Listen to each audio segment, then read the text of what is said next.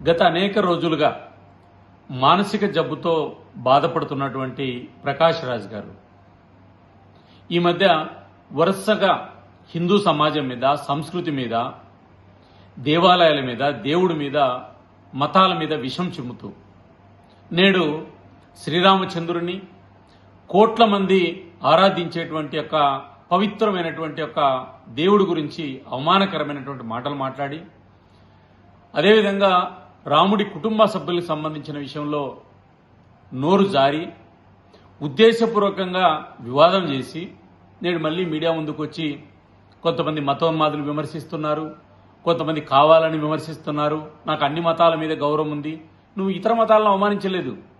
నీకు ఇతర మతాల మీద గౌరవం ఉందా లేదనేటువంటి ప్రశ్న ఇక్కడ ఉత్పన్నం కాదు. హిందూ సమాజాన్ని ఎందుకు అవమానించావు, రాముడిని ఎందుకు అవమానించావు, రాముడి కుటుంబాన్ని ఎందుకు అవమానించావు, 120 నుంచి 130 కోట్ల మంది దేశంలో ఆరాధ్యంగా పూజించేటువంటి శ్రీరామచంద్రుని యొక్క మాట్లాడాల్సినటువంటి వివాదం ఎందుకు వచ్చింది?